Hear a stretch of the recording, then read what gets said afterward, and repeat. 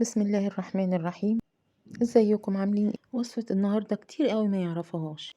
في مصر معروف باللون الأخضر اللي بنقدمه بيه، معروف بالطريقة المعتادة إننا بنقطعه بطريقة معينة مكعبات كده وبننزله في الشوربة وبنعمله الطشة اللي بالسلق والكزبرة والثوم. لكن حبيت النهاردة أشارك معاكم طريقة صينية القلقاس، سهلة وسريعة ومش بتاخد وقت أبدا. ولو عندكم حد مش بياكل القلقاس، لما يدوقها من ايديكم هتعجبه جدا. ده تحدي يا جماعة، لان انا عملت كده مع ابني ودلوقتي بقى هو اللي بيطلب القلقاس بنفسه. في البداية كده انا كنت شارية كيلو قلقاس، فغسلت القلقاس قبل التقشير ونشفته كويس وبدأت أقطعه بالطريقة اللي ظهرت في بداية الفيديو. والحقيقة أنا بعد ما قطعته بالشكل ده حطيته في أكياس التلاجة وفرزته لمدة يومين، لاني عايزاكم تشوفوا الوصفة حتى لو كان القلقاس متفرز هيكون شكلها ازاي. ففي الوصفة دي ينفع قوي ان انتوا تكونوا مفرزين القلقاس من قبلها بأيام يعني. دلوقتي انا عندي بصلاية كبيرة، بدأت اقطعها مكعبات بالطريقة العادية. ابتديت احط معلقة من السمنة في الطاسة كده سريعة، وهنزل بالبصلة على طول مباشرة. بعد كده بدبلها بالملح وعلى طول بنزل عليهم باللحمة المفرومة، وعادي جدا بعصج اللحمة. وطبعا تقدروا تعصجوها بالطريقة اللي انتوا بتعصجوها بيها دايما. هنا طبعا التشويحة بتكون سريعة قوي بسرعة كده. بعد كده ببتدي اضيف البهارات. تقدروا تضيفوا اي بهارات انتوا حابينها، بهارات اللحمة. انا ضفت هنا الفلفل الاسود وقلبت شوية كده لحد ما بدأت اللحمة تدبل، وضفت معلقتين من السمان.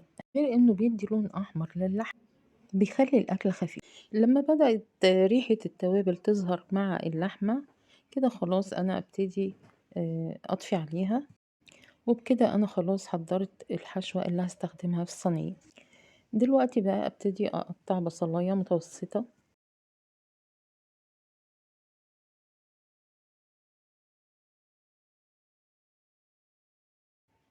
خلاص كده انا خلصتها. في حلة كده على النار حطيت معلقة سمنة ونزلت بالبصلاية، حطيت عليها رشة ملح وبدأت في التقليب. ولما دبلت البصلاية أنا كنت مفرزة عصير الطماطم، فنزلت على طول بالبصلاية بالطماطم المعصورة وسبتها لحد ما تتسبك. بصوا بقى يا جماعة، ده شكل القلقاس بعد ما انا طلعته من الفريزر. بعد ما فك طبعا تقدروا بالمناديل بتاعة المطبخ تنشفوه، وفي طاسة فيها زيت كده ابتدي اشمع القلقاس. ما تقلبوهوش الا لما تحسوا ان هو بدأ يتشمع، لان هو في البداية بياخد وقت شوية على بال ما يبتدي التشميع بتاعته. لكن بعد كده بيكون في المرحلة اللي جاية بيكون اسرع. بجيب الصينية اللي انا هسوي فيها بقى بحطها جنبي على البوتاجاز، ولما بخرج القلقاس ببتدي ارصه فيها.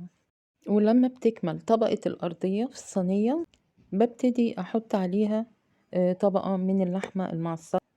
دلوقتي أكشف عن الصلصة، هي خلاص كده أنا عايزاها بالشكل ده. أنا عايزاها متسبكة نص تسبيكة يعني. بس أنا هحط لها الملح والفلفل الأسود وبس وأقلبها وأطفي عليها النار. خلاص برضو هي كمان ما أخدتش وقت أبدا. في المرحلة دي أول طبقة من القلقاس كملت في الصينية، ببتدي أضيف عليها اللحمة المعصجة.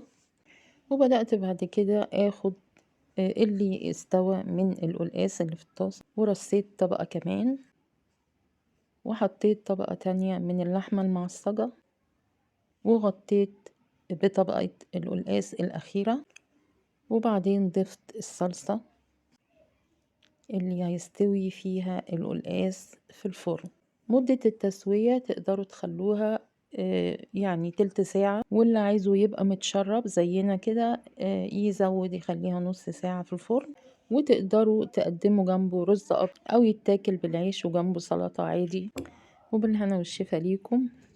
ودي كانت وصفة تقدروا تقدموها على سفرة رمضان. ولو وصلتم لحد هنا ارفعوا الفيديو باللايك الجميل.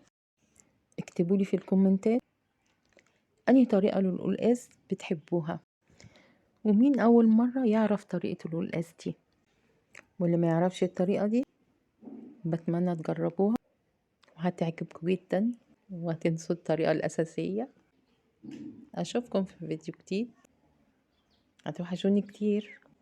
باي باي.